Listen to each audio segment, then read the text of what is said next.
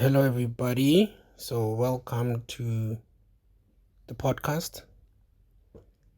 And this is the Leadership Podcast with Ratiba Mohale. And the previous episode, we spoke about feedback. I spoke about how this year it's my year of seeking feedback and acting on it. And it made me think about a lot of things. And then I thought, let's dive deep a bit into what feedback is and why are people resistant of feedback, and also how can leaders deliver their feedback in a manner that is receivable, or in a manner that whoever is receiving the feedback can be able to be receptive to it. So I think we're just going to dive into that today, just to because I also think that it's important for leaders to be able to know how to deliver feedback,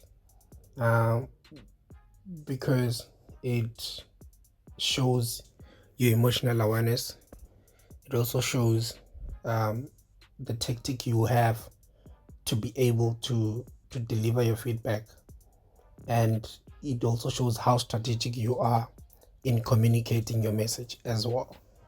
So so how you deliver it really shows the quality of a leader that you are as well, and how good are you to be able to maneuver around emotions and feelings, but be able to deliver something in a manner that is acceptable. And I'm always saying that you can never break then build. You have to start by building and then break or correct. So just to what is the feedback? Maybe we can get into a bit of an explanation of what that feedback is. And I did some research. So feedback is any information or reaction about a performance, behavior, or a result provided to an individual or an entity to help them understand and improve.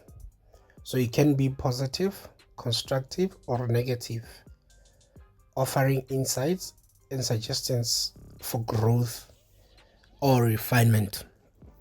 So we are finding out that feedback can be positive, can be constructive, can be negative. I think nobody needs a negative feedback,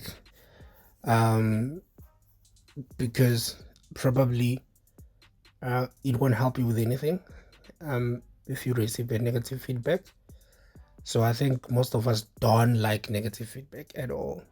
Maybe it is necessary for growth, but I don't think, or maybe there can be a way that it can be delivered as well. So, but I like the fact that feedback offers insights and suggestions for growth or refinement. So you get an opportunity to be able to grow yourself, to be able to become the better person that you can be. Through feedback. So what makes people to be resistant to feedback? It can be a couple of reasons that makes people to be resistant to feedback. And the first one is fear of criticism. I think people are fearful of criticism, and it might be deeper than the surface.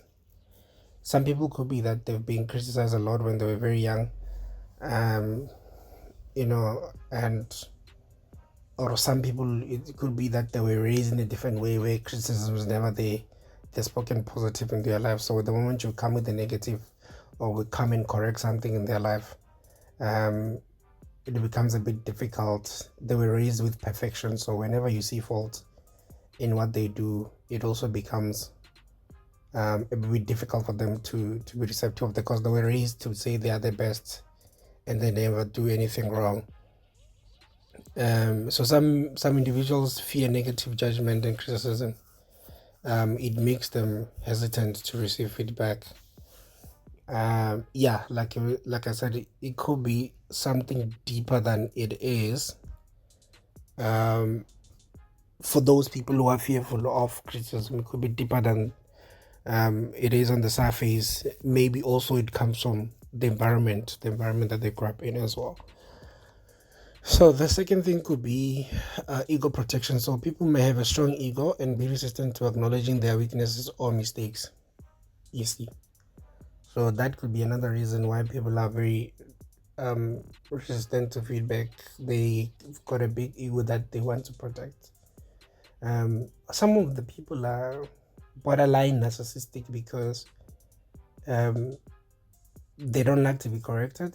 Everything that they say goes, and they live like a grandiosity personality where they are the center of attention. So the moment you correct something with them, it's like you're tampering with their ego, and you mess up with their insecurities as well. So they have to protect their ego.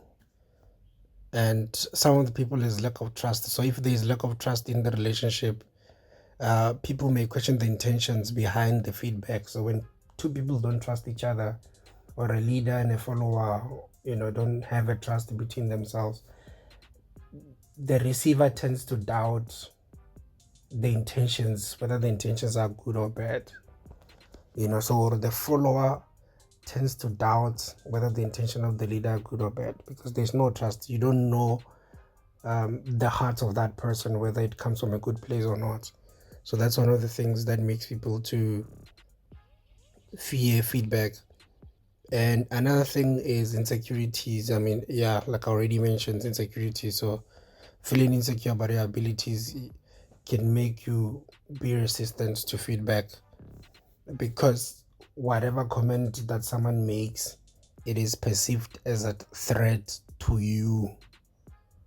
So you have that insecurity that whoever is saying something to you, they don't mean it. It does not come from a good place, but it is a threat to you as a person or your abilities.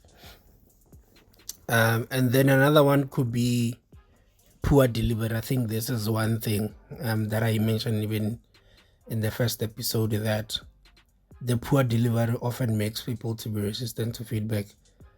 The tone, there's something about the tone in the communication, and which I think is the first thing that leaders need to understand, that you lead different people, and you cannot apply the same method to everyone, and you cannot communicate with everyone the same, and the tone that you communicate says it a lot.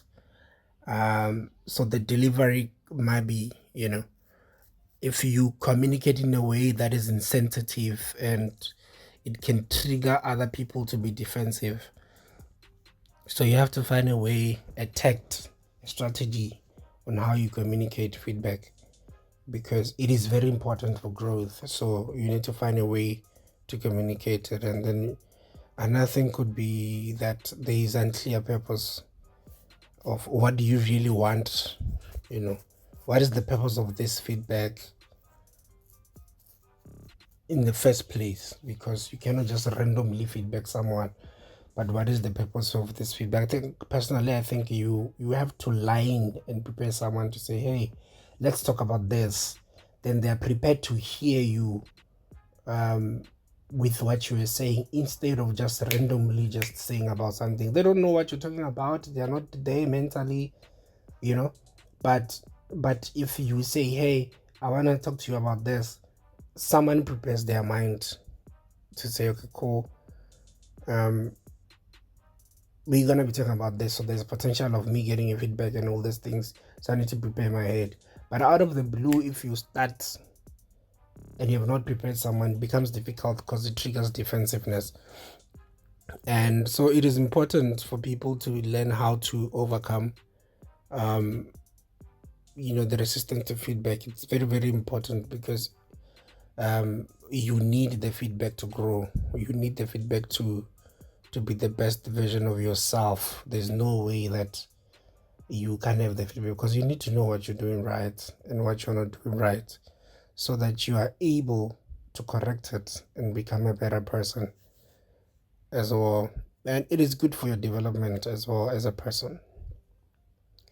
And yeah, the last part could, what makes leaders fail to deliver feedback.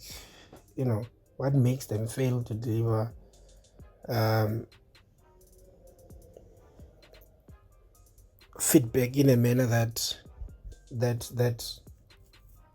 it's receivable. So it's the same thing I said. The statement I said, that you cannot break then build, right? You have to have a strategy. You have to start with positive before you go to negative, right? So the first thing is prepare someone. Hey, let's talk about this. Their mind switched on to whatever you want to talk about. Secondly, start with the positive. Start with the positive. Hey, you're doing well on this and this and this. I saw this, but I'd like you to correct this. Please do this to make this better. You see, you have given that person the strength and the opportunity to receive what you're saying, and they go and implement what you're saying.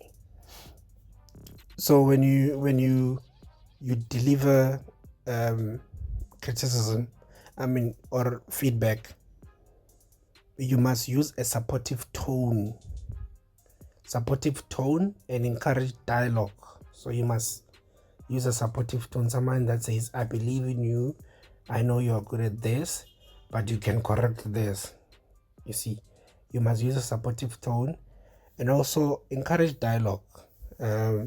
Don't be the one talking at them, and now you don't encourage the dialogue to have a conversation back and forth. You see, so encourage dialogue with the person that you're giving feedback, so that they say, okay, cool, here I did 1 2 3 4 5, right? And then we're like, oh, okay, I didn't know you did this. So next time when you have done this, please update me, so that when I come back, I know, okay, you have done until 70%. I can correct and help you with the 30% to be able to get to the 100%.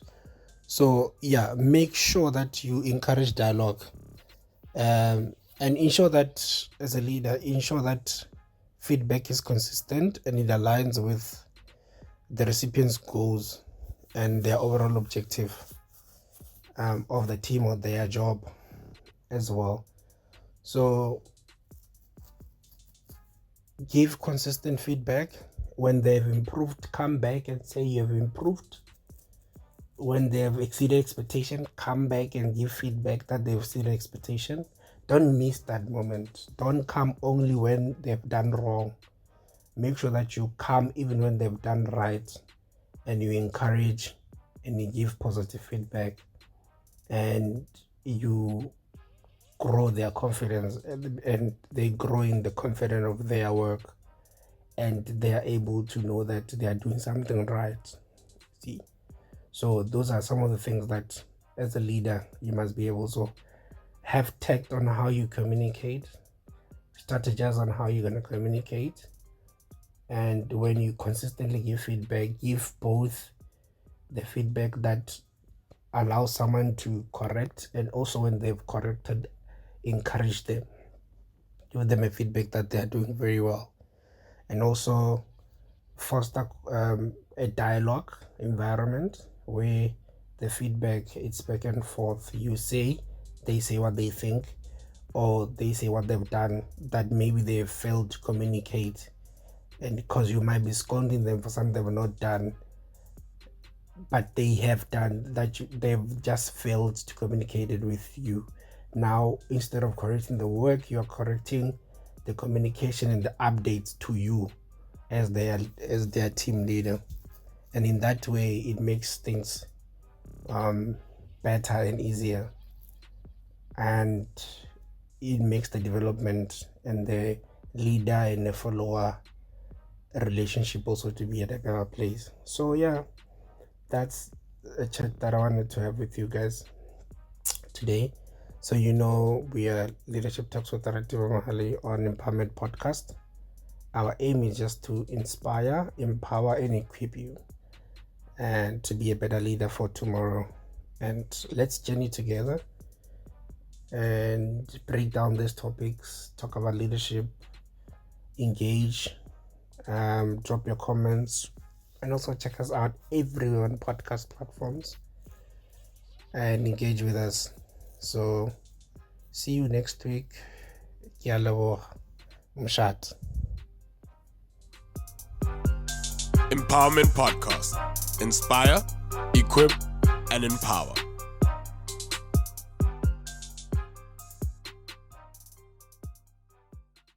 Surround yourself with people who are only going to lift you higher.